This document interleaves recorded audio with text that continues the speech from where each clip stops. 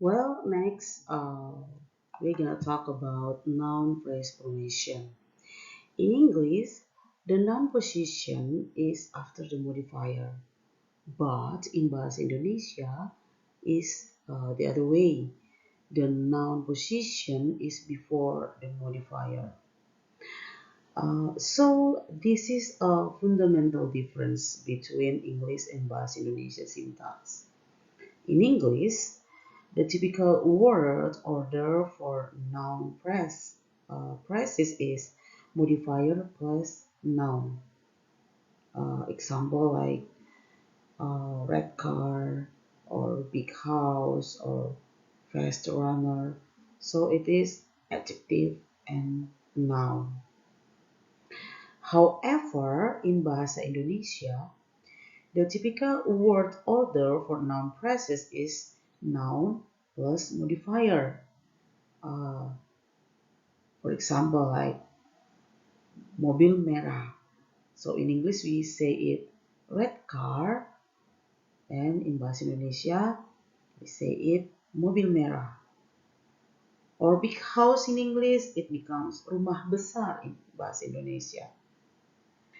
So in English, the modifier usually precedes the noun it modifies, while in Bahasa Indonesia, the noun usually precedes the modifier. Take a look at the example below. Let's see, my book. My book in English, in Indonesia, become buku saya. So, mine here is a possessive pronoun, and book here is the noun. Or nice house, as I said before in the example before, nice is an adjective and house is a noun. While in Bahasa Indonesia, the adjective bagus is after the noun. The noun here is rumah. However, in Bahasa Indonesia, the possessive form is constructed differently. Instead of using a possessive pronoun like in English, Bahasa Indonesia uses the possessive marker.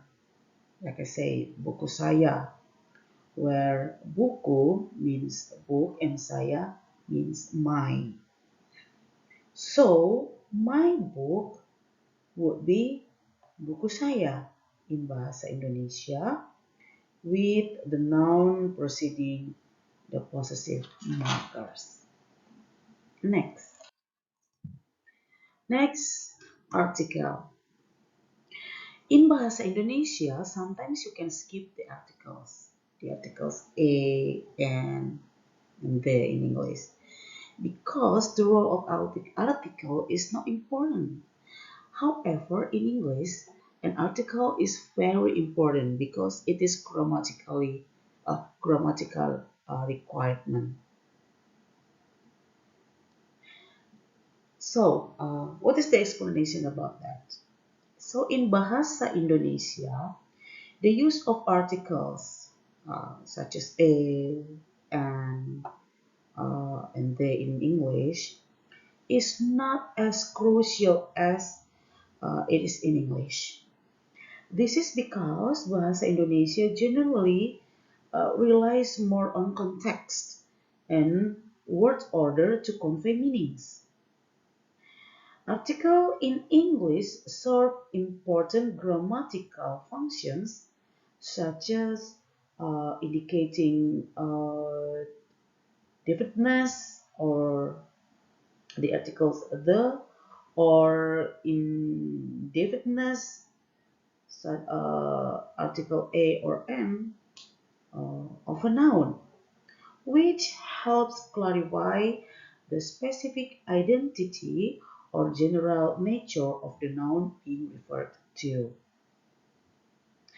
However, in Bahasa Indonesia, The absence of articles doesn't usually hinder comprehension significantly because the context or the structure of the sentence often clarifies the intended meaning.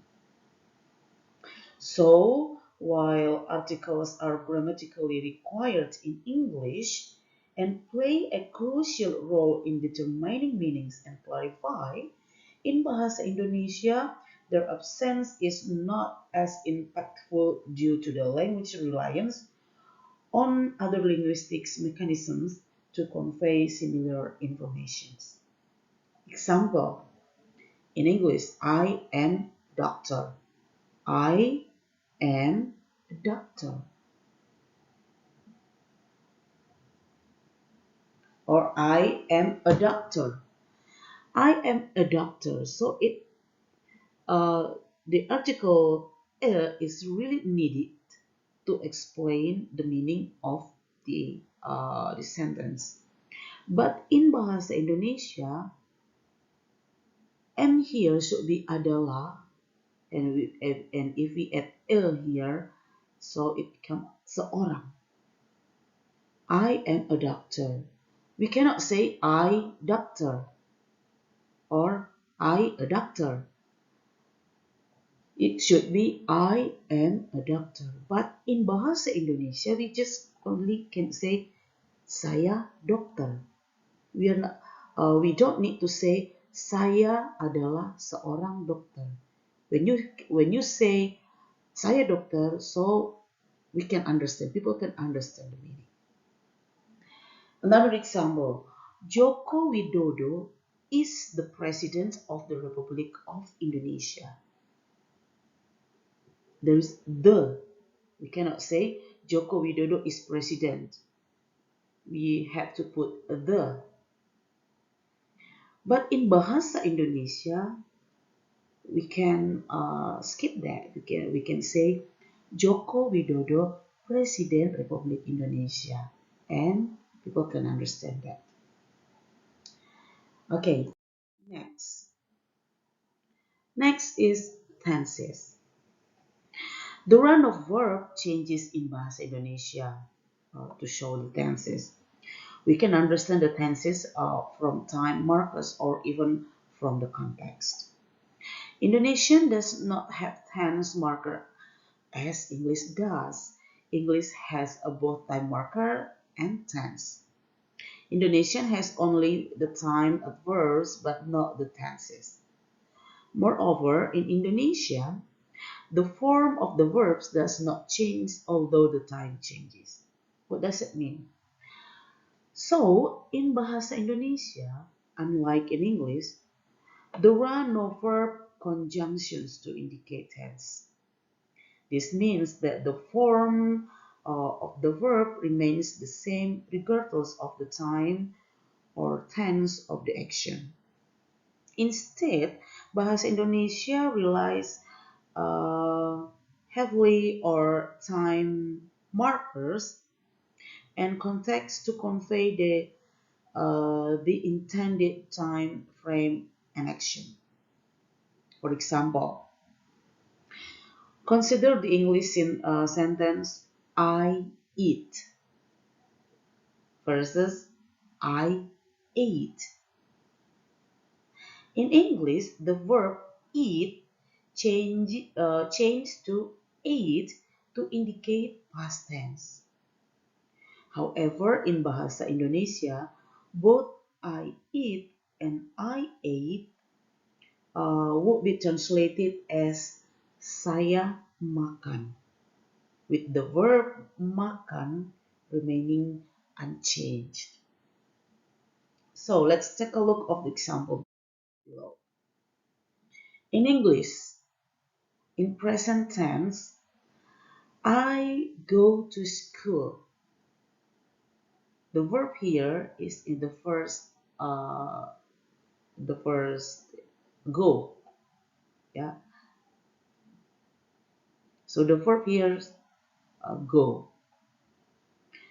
When we translate it into Bahasa Indonesia, we can say saya pergi ke sekolah. And then when we change it into the past tense, in English, the word go changed into went. I went to the office yesterday, or I went to school yesterday. But in Bahasa Indonesia, whether it's yesterday or tomorrow, so the verb, it's not changed. Saya pergi ke sekolah hari ini, or saya pergi ke sekolah kemarin, or saya pergi ke sekolah tomorrow. So there's no change. To express different tenses in Bahasa Indonesia, time markers marks such as kemarin or yesterday, hari ini or today or besok or tomorrow are used to specify uh, when the action occurred. So, while English relies on both verb conjunctions and time markers to indicate tense, Bahasa Indonesia mainly uses time markers and context, with the form of the verb remaining consistent regardless of tenses. Next, plural. The first idea to be discussed in this paper lies on the idea of plural. Plural here refers to the form of a noun or a verb which refers to more than one person or thing. English expresses plural implicitly by creating patterns how to use s and es. Indonesian, on the other hand, expresses plural explicitly and is made by reduplicating the singular form.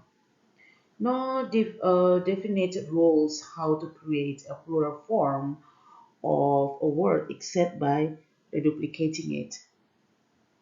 Like, for example, in English, book is a singular.